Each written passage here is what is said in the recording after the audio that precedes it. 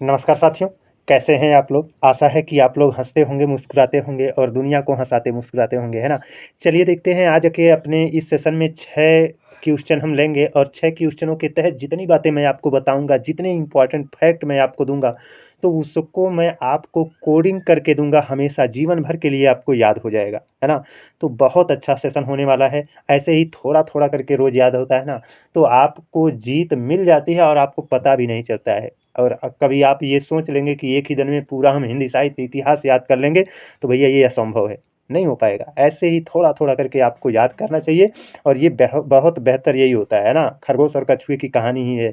चलिए देखते हैं अपना पहला क्वेश्चन इसमें कहा है, संसद से सड़क तक, क्या बोला है? संसद से सड़क तक, संसद से सड़क तक काव्य के रचनाकार कौन हैं? देखिए दोस्तों, इसे हमें हमेशा के लिए याद करना है। तो हमें हमेशा के लिए याद करना है तो इसकी कोडिंग करनी पड़ेगी।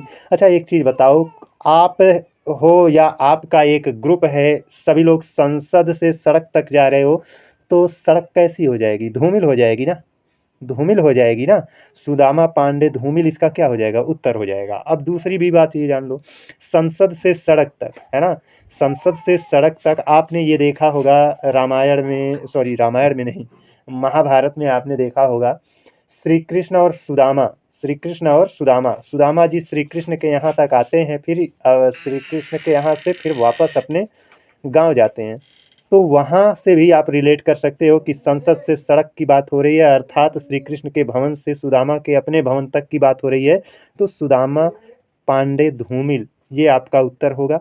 बहरहाल केवल धूमिल मिल जाएगा तब भी ठीक है, लेकिन कभी कभी ऐसा होता है ना कि सुदामा पांडे केवल दे देता है, धूमिल नहीं देता है, तब तो आप कंफ्यूज हो जाओगे। तो आपको इसीलिए दूसरा वाला मैंने बताया। चलते हैं अपने अगले क्वेश्चन पर, है ना? अगला क्वेश्चन देखिए हमारा क्या कह रहा है। कह रहा आदिकाल को चारण काल किसने कहा? कितना गजब क्वेश्चन है, ऐसे ही तो आते हैं क्वेश्चन, है ना? हमने आप लोगों को याद करा दिया है कि वीर गाथा काल किसने कहा है, तो वीर गाथा काल रामचंद्र शुक्ल ने कहा है ना? और आदिकाल को आदिकाल ही किसने कहा है? हजारी प्रसाद द्विवेदी ने कहा है। तो ये सभी चीज़ें आपको याद करा चुके हैं हम। आज हमारी बारी है, आदिकाल को आदिकाल किसने कहा, सॉरी आदिकाल को चारण काल किसने कहा? देखो चारण में 4 वर्ण यहाँ पर मिल रहा है, 4 देखने को मिल रहा है कि नहीं? 4, अच्छा बताओ 4 भाई कौन थे? राम कुमार थे, मतलब राम जी 4 भाई थे, राम लक्ष्मण भरत शत्रुघ्न, 4 भाई थे ना? तो इसीलिए यहाँ पर चारण काल की बात करेगा ना, तो आप 4 को ध्यान में रखना। और 4 भाई कौन थे? राम कुमार थे।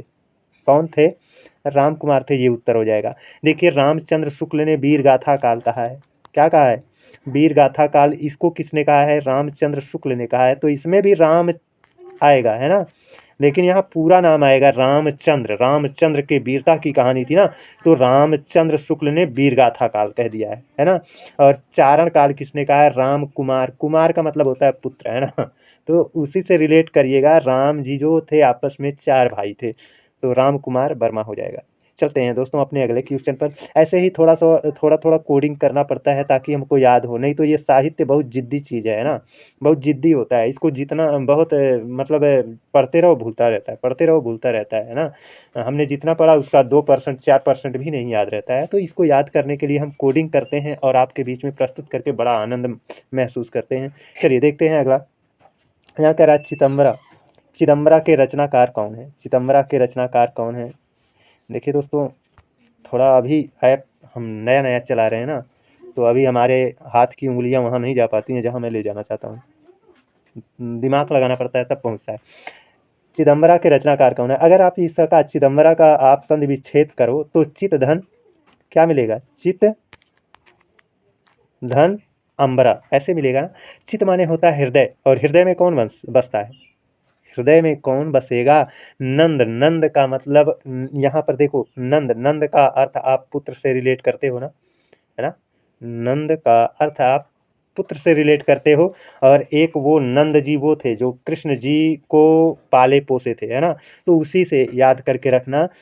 चिदंबरा यानी चित, चित हृदय में कौन बसता है? नंद जी बसते हैं, है ना? नंद जी बसते हैं, तो सुमित्रा नंदन पंत आप याद कर लेना, ठीक? याद हो जाएगा ना? याद हो जाएगा निश्चित तौर पर, ये आपके दिमाग में सेव हो चुका है। बस आपको केवल उस वक्त का इंतजार रहेगा जब ये आपके सामने आएगा तो आप अपना दिमाग थोड़ा बहुत ज़रूर लगाओगे। चलते हैं अपने तीसरे क्वेश्चन की ओर। ये देखिए तीसरा क्वेश्चन है ना? सॉरी चौथा क्वेश्चन है, पिछला तीसरा था, है ना? ये चौथा है। उर्वशी के रचनाकार कौन है? उर्वशी, आप तो जान रहे हो कि ये जो उर्वशी उर्वशी, है ना?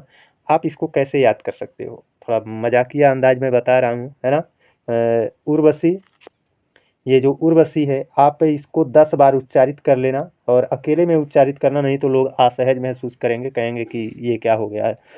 इसको 10 बार आप मन में ही रट लेना। उर्वशी दिल में बसी, उर्वशी दिल में बसी, है ना? उर्वशी दिल में बसी, उर्वशी दिल में बसी। इस तरह से आप 10 बार उच्चारण कर लोगे ना, तो जब भी उर्वशी का नाम आएगा तो तुम्हारे दिमाग में तुरंत आएगा दिल में बसी। और दिल जो है ना, इसी को ना बना लेना, इसी को ना बना लेना, है ना? रचनाकार के नाम में ये वाला शब्द आता है, दिन आएगा तो दिनकर जी रहेंगे, है ना? उर्वशी के रचनाकार कौन है?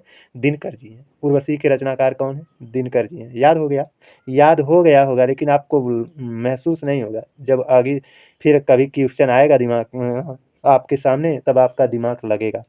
चलते हैं अपने अगले क्वेश्चन की ओर। अगला क्वेश्चन क्या है? ये 5वां क्वेश्चन है। 5वां क्वेश्चन, ये जो रचना है ना, कितनी नावों में कितनी बार, के रचनाकार कौन है? ये अपने आप में खुद अपनी व्याख्या कर देता है कि मेरे रचनाकार भैया यही हैं, है ना? तो मैंने कोडिंग किया है इसके लिए।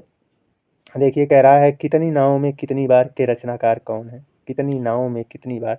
अच्छा, एक व्यक्ति से पूछा जा रहा है ना? ये कोई है और पूछ रहा है कि आप भैया कितनी नावों में कितनी बार बैठे हो? तो इसका मतलब वो आदमी जानता नहीं है, तभी तो पूछ रहा है ना?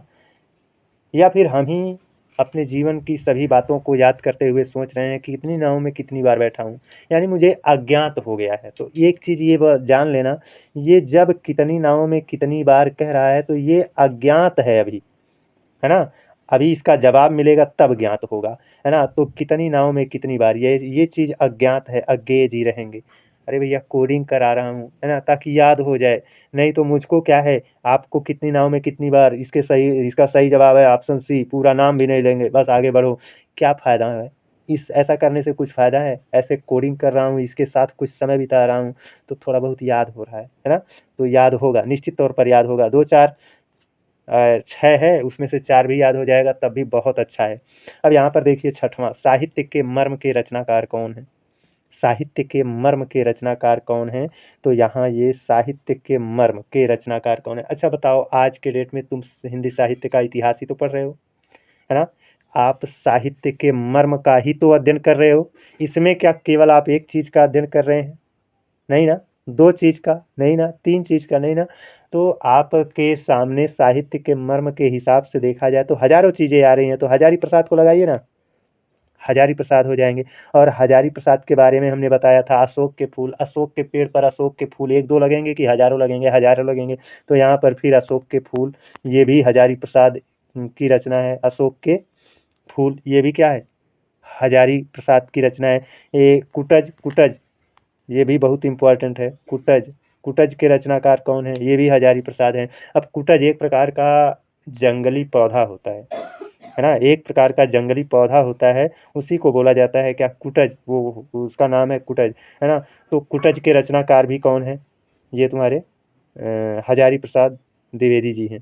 तो ये थे हमारे 6 क्वेश्चन, 6 के 6 क्वेश्चन आपके दिमाग में सेट हो चुके हैं। है ना?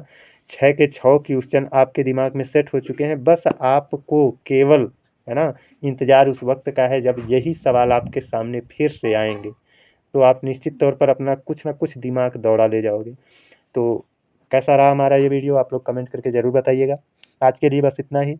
आप लोगों का सपोर्ट और प्यार रहेगा तो दोस्तों मैं आप लोगों के बीच में ऐसे ही महत्वपूर्ण चीज़ों को याद कराता रहूँगा।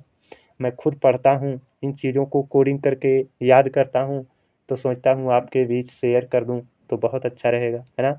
रहेगा कि नहीं रहेगा? रहेगा। तो आज के लिए बस इतना ही, अगले दिन आप लोगों से पुनः मिलते हैं, तब तक के लिए धन्यवाद।